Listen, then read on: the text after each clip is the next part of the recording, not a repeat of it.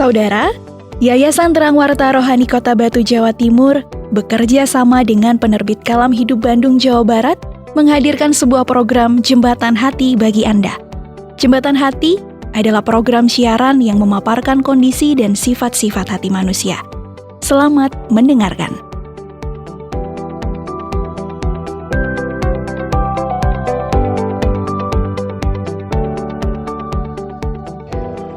Bu, Ibu, Bu. Apa Bapak ini? Minyak urutnya di mana ya? Iya. Ada apa toh Pak? Ini Bapak lagi cari minyak urut yang biasanya Bapak taruh di atas meja sini. Oh, tadi Ibu pindah. Bentar, Ibu ambilkan. Nih, emang untuk apa sih Pak? Alah, biasalah Bu. Ini loh, lutut Bapak agak rasanya ini kayak linu-linu gitu loh. Biasanya kan kalau dikasih minyak ini nanti berkurang rasa linunya. Padahal udah lama ya Pak, kok belum sembuh juga sih Pak? Ya ini kayak cedera gitu loh Bu. Sebenarnya udah sembuh, cuman kadang kayak kambuh gitu loh. Ya paling kayak linu-linu doang kayak gini. Coba dulu Bapak dengerin nasihat orang tua ya. Ya pasti nggak akan seperti ini. Ya sudahlah Pak, namanya juga masa lalu. Semua itu udah terjadi dan dijadikan pengalaman aja lah. Iya Bu, siap. Kalau Bapak ingat waktu itu, namanya kita masih remaja ya Bu ya. Nggak ada rasa takut sedikit pun. Iyalah. Padahal kan orang tua itu udah melarang main sepeda pas hujan-hujanan. Namanya anak remaja, lebih suka ngikut teman-teman. Apalagi kalau ada tantangan, wah langsung diladenin Bu. Iyalah Pak, semua kan punya pengalaman kayak gitu. Apalagi laki-laki, kan sukanya permainan yang menantang. Iya. Resikonya udah gak pernah dipikir lagi, yang penting seneng gitu aja. Iya, ya begitulah Bu ya. Sekarang baru nyesel. Andai waktu bisa diputar ya Bu ya. Waktu yang gak bisa diputar loh Pak. Kan waktu terus melangkah maju dan semua yang berlalu ya udah jadikan pengalaman hidup aja bagi kita semua. Iya, bener banget Bu. Kapan hari Bapak ngobrol dengan teman lama Bapak? Terus? Biasalah, kita itu ngobrolin tentang masa lalu Bu. Nah ceritanya teman Bapak ini dulu bercita-cita jadi tentara. Terus? Ya tapi nggak kesampaian Bu. Lah emang kenapa? Nggak lolos gitu? Bukannya nggak lolos Bu, tapi memang secara kesehatan ya udah nggak mendukung gitu ya Bu. Ya gimana bisa lolos, kan pola hidupnya nggak teratur, akibatnya yo sakit-sakitan sekarang tuh. Ya berarti itu kan kesalahan diri sendiri dong Pak. Ya emang kebanyakan kita ini mengalami kesulitan karena ulah kita sendiri ya Bu ya ternyata ya. Kalau Bapak pikir-pikir. Contohnya Bapak ini nih. Kan semua ini gara-gara Bapak ini gak mau mendengarkan nasihat orang tua. Ya maunya jalan sendiri. Ya akibatnya begini dah. Udah. Ya udahlah Pak, jangan diungkit-ungkit lagi. Kan semua udah berlalu. Iya. Dan waktu juga nggak bisa diputar kembali, ya kan? Ya betul juga Bu. Mungkin ini juga kali ya yang dirasain sama manusia pertama dulu. Andai Bu ya ini ya, Bapak berpikir waktu itu dia menolak tawaran pasangannya. Ya pasti mereka tidak akan diusir dari Taman Eden, ya nggak sih Bu? Ya tapi kan tetap aja dihukum Pak. Karena si istri sudah metik buah yang dilarang itu. Ya jadi sebenarnya sudah ada pelanggaran. Meskipun seandainya manusia pertama itu nggak ikut makan buah terlarang itu. Wah, Ibu ini sangat tajam banget analisanya. Cocok ini. Cocok jadi pengamat politik. Lah kok politik? Ibu ini cocoknya jadi pengamat keluarga aja lah Pak. Iya sih Bu ya, benar juga. Ngapain sibuk ikut urusan politik? Kan udah ada yang ahli tuh. Makanya. Nah itu, kita cukup fokus di bagian kita aja, ya kan Bu? Ya setuju Pak.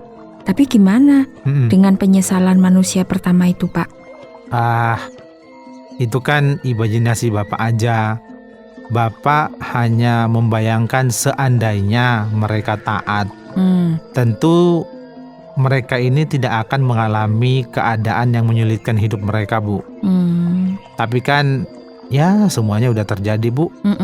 Dan itu adalah sejarah kehidupan mereka dan berlanjut sampai kepada kita saat ini. Enak ya kalau kita itu membahas ketidaktaatan orang lain. Seandainya kita adalah manusia pertama, emang yakin tak kita akan taat, Pak? Nah itu dia persoalannya, Bu. Nah, kita ini terlalu sering banget menyalahkan manusia pertama dengan berkata, andai mereka tidak berbuat dosa atau apalah gitu ya kan. Padahal kalau kita ada di posisi mereka juga, jangan-jangan kita bakal melakukan hal yang sama juga kali, Bu ya. Kayaknya semakin lama ini semakin menarik, Pak. Tapi tunggu bentar ya, Pak ya. Oke. Tadi Ibu beli sesuatu untuk Bapak. Wah, mantap ini. Nah, ini Pak. Walah, Ibu ini kesukaan Bapak ini, Bu. Dadar gulung. Wah, mantap ini. Kok nggak disuguhin dari tadi sih, Bu? Sorry, Ibu lupa. Tadi pas belanja ke warung kok lihat ada dadar gulung. Tapi Ibu lupa beritahu Bapak. Udah, gak apa-apa. Terus itu, kopinya mana ini? Aduh, kopinya nanti aja. Nih, minum air mineral aja dulu dah, Pak. Oke. Diterusin tadi itu, kita ngobrolin apa? Aduh, kok malah lupa gara-gara dadar gulung nih. Iya. Tadi itu kita udah sampai pada obrolan seandainya kita adalah manusia pertama itu loh, Bu. Oh iya. Yakin tak kita akan taat? Iya Pak. Nah, jawaban untuk hal ini memang sulit ya, Bu ya. Tapi karena kehendak bebas yang ada dalam diri manusia, maka pasti kita akan sama dengan manusia pertama ini, Bu, menurut Bapak. Maksudnya kita juga nggak taat gitu, Pak? Ya benar, Bu. Ini kan membuktikan kalau manusia dengan kehendak bebasnya ini sangat mudah terjerumus dalam berbagai kejahatan. Wah, ini menarik ini, Pak. Apakah itu berarti bahwa Tuhan itu gagal menciptakan manusia? Kenapa manusia nggak diatur aja oleh Tuhan agar selalu taat gitu, Pak? Nah, ini balik lagi nih, Bu. Tuhan menciptakan manusia bukan menciptakan robot. Manusia ini diciptakan segambar dengan Tuhan sendiri. Maksudnya? Ya, maksudnya manusia ini diciptakan dengan kemampuan berpikir, merasa dan berkehendak. Manusia ini merupakan makhluk spesial yang diciptakan oleh Tuhan karena Tuhan berelasi langsung dengan manusia. Maksudnya berelasi itu apa toh, Pak? Apa berteman gitu atau gimana? Oh, bukan seperti itu. Lah terus? Jadi gini, kan Tuhan ini menciptakan manusia dari debu tanah. Jadi Tuhan dengan tangannya sendiri membentuk manusia dan menghembuskan nafas kehidupan. Nah, semua ini adalah sentuhan langsung oleh Tuhan terhadap manusia, gitu, Bu. Oh, gitu. Jadi beda sama makhluk yang lain gitu, Pak. Yo, beda, Bu. Makhluk lainnya kan Tuhan hanya berfirman aja semua jadi. Tadi manusia dibentuk khusus, Bu. Kemudian diberi nafas kehidupan. Makanya kita ini manusia adalah orang yang istimewa. Wah, ciptaan yang istimewa. Seneng banget loh ya, Pak ya. Karena kita ini manusia makhluk yang istimewa loh, Pak. Pasti itu, Bu. Sangat-sangat senang banget. Ya cuman kita ini manusia yang dibentuk khusus dan memiliki hubungan spesial dengan Tuhan. Malah kita juga yang melawan Dia yang membentuk kita secara istimewa ini. Nah itu dia, Pak. Ibarat pepatah, kacang lupa sama kulitnya. Nah ya itu tepat banget itu, Bu. Kalau anak muda bilang sakitnya itu di sini. Gitu loh, Bu. Pastilah, Pak. Karena Tuhan itu kan juga punya perasaan. Ya tentulah merasakan bagaimana ditentang dan dilawan kehendaknya sama manusia yang diciptakan istimewa itu, Pak. Nah, itulah sebabnya, Bu ya. Ketika manusia berdosa, kok nggak mikir ya? paling tidak berterima kasih karena sudah diciptakan secara istimewa gitu loh.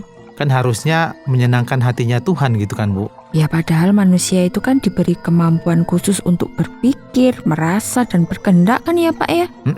Artinya kan ketika manusia berdosa alias melawan kehendak Allah, maka itu sebenarnya manusia mengerti. Karena manusia punya pikiran, manusia juga punya rasa, dan itu adalah kehendaknya gitu loh, Bu. Maksudnya manusia itu memang gak boleh beralasan jika berdosa itu bilang, maaf saya gak sengaja gitu, gak boleh ya Pak ya? Ya seharusnya begitu, Bu. Ya, tapi balik lagi, yang namanya manusia tidak afdol dong kalau tidak membuat banyak alasan. Dan menyalahkan orang lain. Nah, benar itu Bu. Tapi ya bagaimana semua itu sudah terjadi, Bu. Kalau mau menyesal pun, ya tidak akan pernah mengubah keadaan apapun. Lah, bagus kan kalau manusia menyesali dosanya, Pak? Iya, bagus sih. Tapi kan itu tidak mengubah keadaan menjadi seperti sedia kala, Bu. Ya, benar juga sih.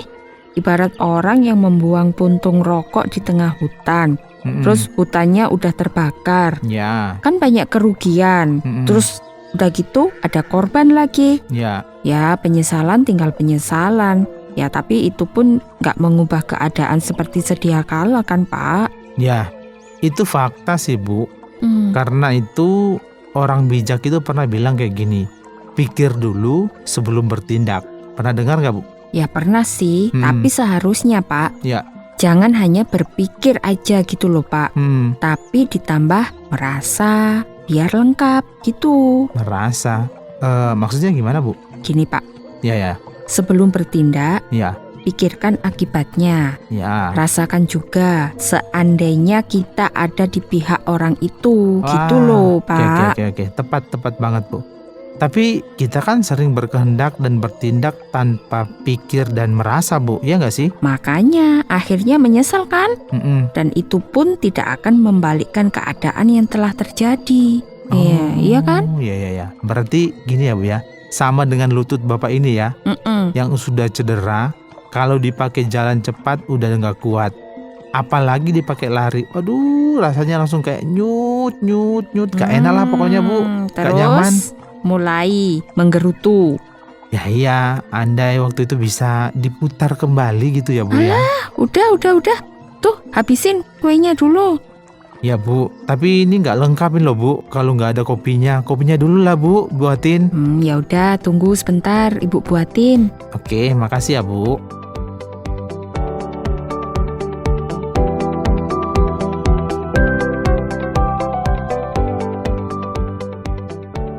Saudara, terima kasih sudah mendengarkan program Jembatan Hati. Program ini dipersembahkan atas kerjasama Yayasan Terang Warta Rohani Kota Batu, Jawa Timur, dan Penerbit Kalam Hidup Bandung, Jawa Barat. Apabila ada pertanyaan dan saran, silahkan kirimkan ke SMS atau WhatsApp ke nomor 081 333 777 386. Anda juga dapat mengakses Penerbit Kalam Hidup melalui website di www.kalamhidup.com. Sampai jumpa!